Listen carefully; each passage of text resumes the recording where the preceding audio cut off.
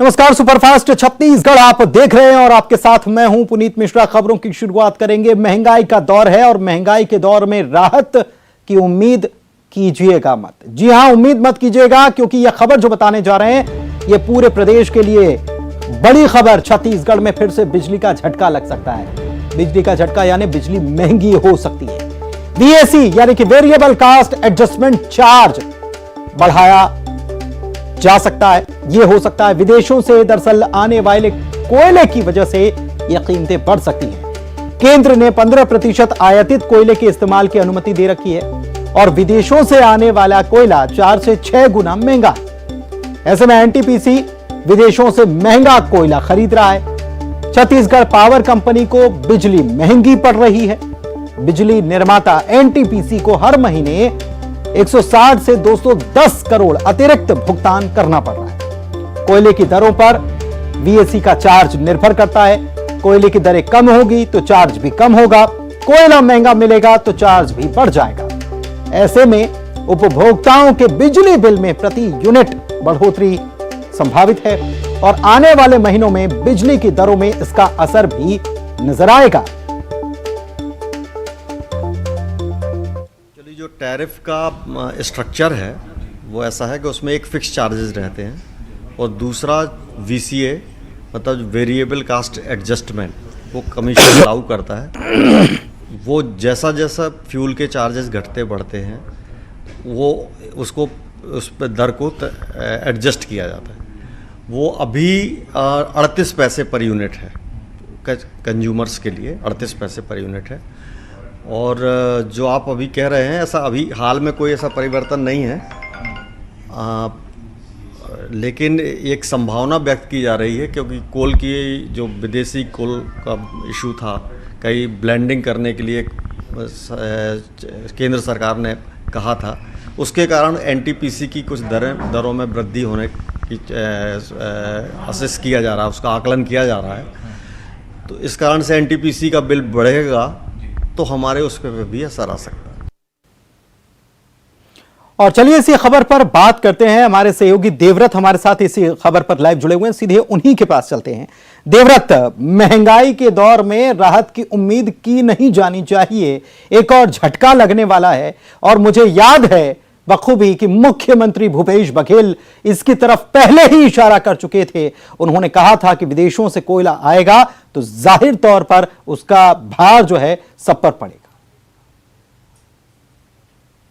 जी, और वो इसलिए क्योंकि केंद्र सरकार द्वारा जो है 15% जो कोयला है वो आयातित कोयले की अनुमति केंद्र सरकार द्वारा दी गई है। और ऐसे में अगर विदेशों से कोयला आता है तो वो यहाँ मिलने वाले कोयले से तकरीबन 4 से 6 गुना महंगा होता है। और ऐसी स्थिति में जो बिजली निर्माता कंपनी है यानी एनटीपीसी, इसको बिजली कंपनी को ज़्यादा इसके एवज में भुगतान करना होता है। और आमतौर पर जो बिजली की दरें निर्धारित होती है, जो दर्शकों को जानना बेहद ज़रूरी है कि वो राज्य विद्युत नियामक आयोग करता है टैरिफ में बढ़ोतरी। लेकिन अगर साल के वित्तीय वर्ष में जो ये बढ़ोतरी होती है, लेकिन इस बीच अगर कोयले की कीमत में बढ़ोतरी होती है या कोयले की कीमत घटती है, तब इस स्थिति में क्या किया जाए, इसके लिए वेरिएबल कॉस्ट असेसमेंट होता है।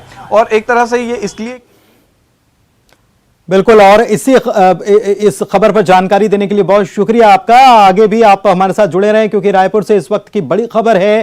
बड़ी खबर यह है कि कल शाम राजधानी में पानी की सप्लाई नहीं होने वाली। 36 पानी की टंकियों से पानी की सप्लाई प्रभावित रहेगी। 33 केवी लाइन में शटडाउन के कारण यह सप्लाई नहीं हो पाएगी। 80 और 150 एमएलडी प्लांट से भरने वाली टंकियां खाली ही रहेंगी।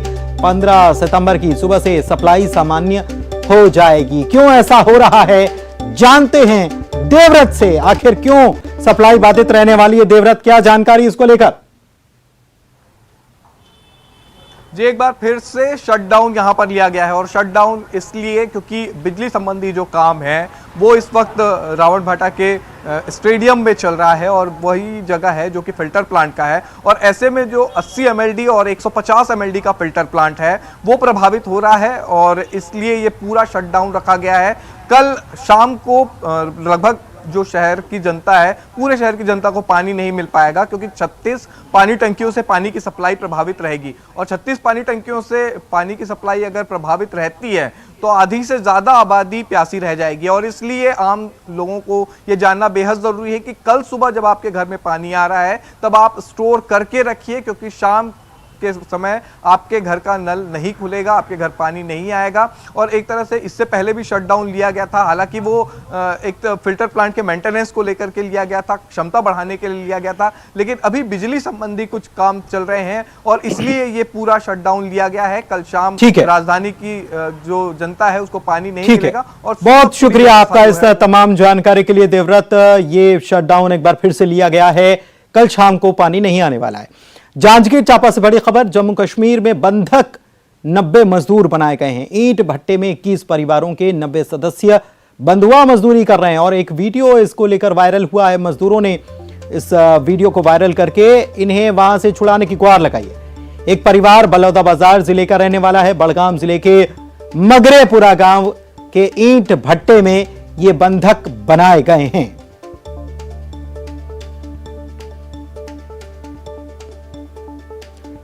रोहित शुक्ला हमारे संवाददाता हमारे साथ फोन लाइन पर जुड़े हुए हैं, उनसे बात करते हैं। रोहित, क्या जानकारी इस मामले में? जब ये वीडियो आया, जिला प्रशासन कैसे प्रयास में लग गया है इन लोगों को वहां से लाने में?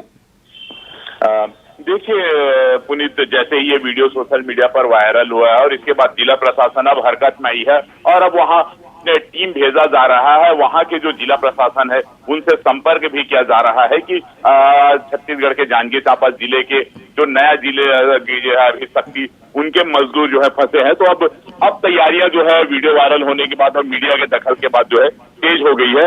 इसके साथ ही साथ पुनीत मैं आपको बता दूं कि जांजगीर चांपा जिले में लगातार और हर साल जो है ये पलायन का सिलसिला चलता है और मजदूर वहां जाके बंधक बनते हैं। हमने कोरोना काल में भी देखा था कि लगातार जो है काम की तलाश में लोग जाते हैं और वहां बंधक बनते हैं और ये हर साल होता है। तो कुल मिलाकर के पुनीत ये कहा जा सकता है कि जांजगीर चांपा जिले के लिए पलायन और बंधक बनना एक बड़ा ही सवालिया निशान रहा है, क्योंकि ये पहली बार नहीं है। लगातार हर साल कम से कम सैकड़ों मजदूर वहां बंधक बनते हैं और हर बार उनके परिजन जो है गुहार लगाते हैं। चलिए ठीक है, बहुत शुक्रिया रोहित आपका इस तमाम जानकारी के लिए। तो परिवार पलायन करके जाते हैं काम के सिलसिले में और वहां बना लिया जाता है उनको बंधक। काम अगर घर में ही मिल जाए तो ऐसी नौबत नहीं आएगी, ध्यान देने की बात है। रायपुर से इस वक्त की बड़ी खबर यह कि दीपावली पर किसानों को छत्तीसगढ़ की सरकार सौगात देने वाली है। राजीव गांधी किसान न्याय योजना जो है इसकी तीसरी किश्त जारी की जाएगी। किसानों से सीएम भूपेश बघेल ने अपील की है कि अच्छी फसल के लिए वर्मी कंपोस्ट का इस्तेमाल भी करें। तो किश्त तो जारी की ही जाएगी, ये तो एक बड़ी सौगात की बात सरकार की तरफ से ऐलान कर भी दिया गया, लेकिन एक महत्वपूर्ण अपील जो मुख्यमंत्री करते हुए नजर आए कि वर्मी कंपोस्ट का इस्तेमाल कीजिए, फसल अच्छी होगी।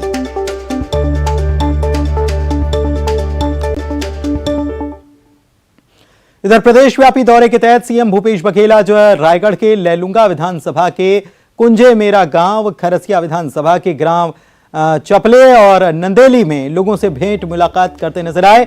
ग्राम कुंजेमुरा में मुख्यमंत्री ने छत्तीसगढ़ महतारी की पूजा अर्चना की, कार्यक्रम की शुरुआत की, हनुमान मंदिर में पूजन अर्चन किया और मंदिर में दर्शन के बाद उन्होंने यहीं पर वृक्षारोपण किया।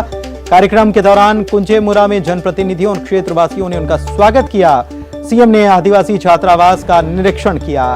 छात्रावास में बच्चों से उपलब्ध कराई जा रही व्यवस्थाओं की जानकारी ली। इस दौरान क्षेत्रवासियों को सौगातें भी दी।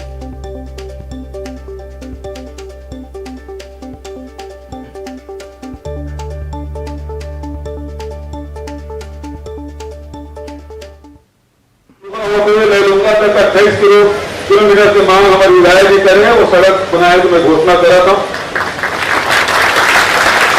दूसरा निर्माण जो तमनार में ग्रामीण जिला सहकारी बैंक के शाखा खोले के ओकरों में घोषणा करा था। वहां तैयारी में है ना, और तमनार में उस कोषालय के भी स्थापना की जाए तो घोषणा करा था। लड़का मैं मांग करा से हमारे विधायक जी जो है शासकीय कला विज्ञान एवं वाणिज्य महाविद्यालय तमनार में पोस्ट ग्रेजुएट यानी पीजी कक्षा भी शुरू की जाए तो घोषणा करा। मुख्यमंत्री ने रायगढ़ जिले के नंदेली में शहीद नंदकुमार पटेल और दिनेश पटेल की समाधि स्थल शांति बगिया में जाकर श्रद्धांजलि अर्पित की। इसके बाद डॉक्टर खूबचंद पटेल स्वास्थ्य सहायता योजना से बच्चों को नया जीवन मिला, ये भी उन्होंने कहा। और दिल की बीमारी से मासूमों ने जंग जीत ली है। स्वस्थ हुए बच्चे उनके साथ सीएम ने फोटो खिंचाई, उन्हें गिफ्ट देकर सम्मानित भी किया।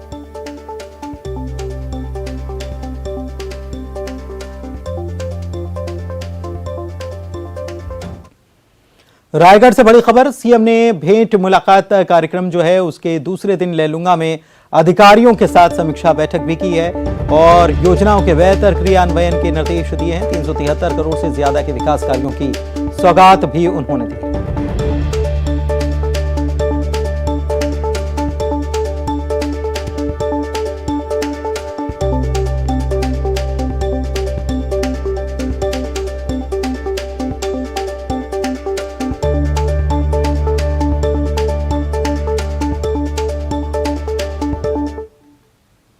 और रायपुर से बड़ी खबर बता रहे हैं, आरएसएस प्रमुख मोहन भागवत दिल्ली के लिए रवाना हो चुके हैं। 6 सितंबर को मोहन भागवत का रायपुर दौरा शुरू हुआ था। 7 सितंबर से 9 सितंबर तक उन्होंने आरएसएस टोली की बैठक ली। 10 से 12 सितंबर तक समन्वय समिति की बैठक हुई और फिर वे रायपुर से अब दिल्ली के लिए रवाना हो चुके हैं। बड़ी खबर आपको बता रहे हैं।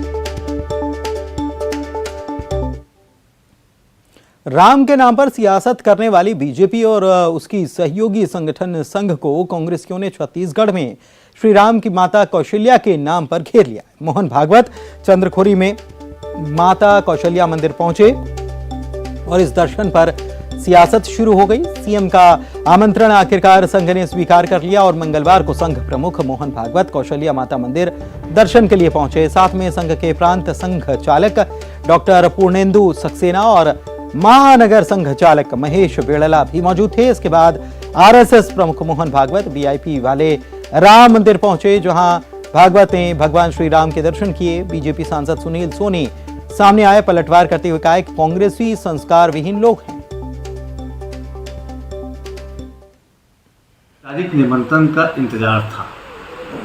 मुख्यमंत्री श्री भूपेश बघेल ने संघ प्रमुख से यह भी अनुरोध किया था कि वे छत्तीसगढ़ सरकार के द्वारा गायों के संरक्षण के लिए, गौ माता के संरक्षण के लिए चलाई जा रही गोधन न्याय योजना और गोठान का भी अवलोकन करने जाएं।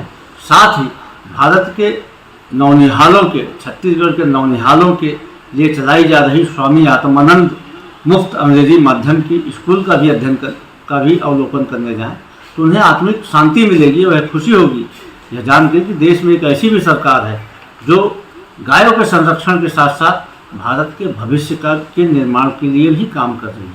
संघ की शाखा में जाएंगे, अनुशासन क्या होता है, देशभक्ति क्या होता है, उसके बाद में मैं नहीं समझता कि वो आगे जाकर कभी बोलेंगे।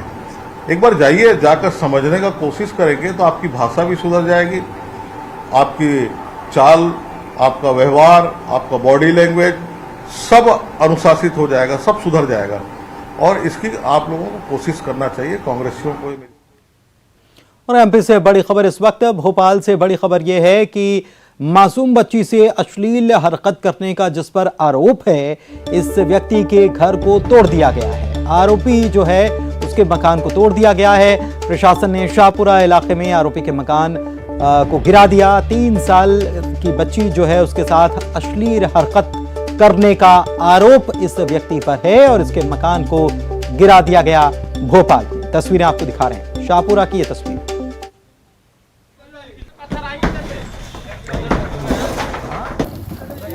सब मिलके लगाओ, सब मिलके लगाओ।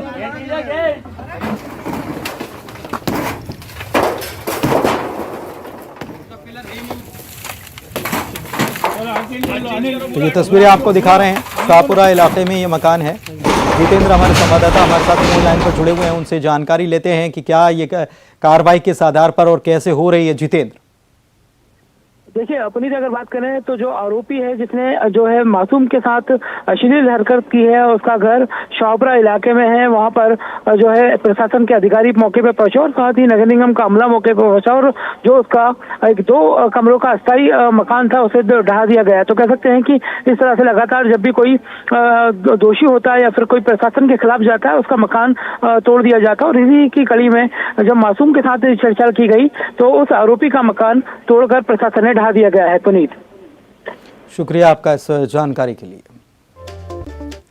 छत्तीसगढ़ में बीजेपी चुनावी मोड में आ चुकी है और यही वजह है कि कार्यकर्ताओं को रिचार्ज करने और बूथ को मजबूत करने के लिए नेता मैदान में उतर रहे हैं। बिलासपुर के मस्तूरी जयराम नगर मंडल के देवरी खुर्द में इसकी बानगी देखने को मिली, जहां पर आयोजित कार्यकर्ता सम्मेलन और बीजेपी सदस्यता कार्यक्रम का आयोजन किया गया। प्रदेश अध्यक्ष अरुण साव, उपनेता प्रतिपक्ष कृष्ण मूर्ति बांधे खुद बूथ लेवल पर पहुंचे और 170 लोगों को बीजेपी की सदस्यता दिलाई। सभी ने यह संकल्प लिया है कि राज्य की जो वादा खिलाफी करने वाली सरकार है, लोगों को ठगने वाली सरकार है, और आज जिसने छत्तीसगढ़ को अपराध का गढ़ बना दिया है, जिसने शराब की नदियां बहाने का काम, घर घर शराब पहुंचाने का काम करके आज छत्तीसगढ़ में घर घर में महिलाओं के साथ अन्याय और अत्याचार कराने का काम, बच्चों के साथ अत्याचार कराने का काम ये सरकार कर रही है। इस सरकार को उखाड़ फेंकने के लिए लोगों में दिख रहा है कि लोग इस सरकार से छुटकारा पाना चाहते हैं। और आइए अब देखते हैं 25 सेकंड में खबर।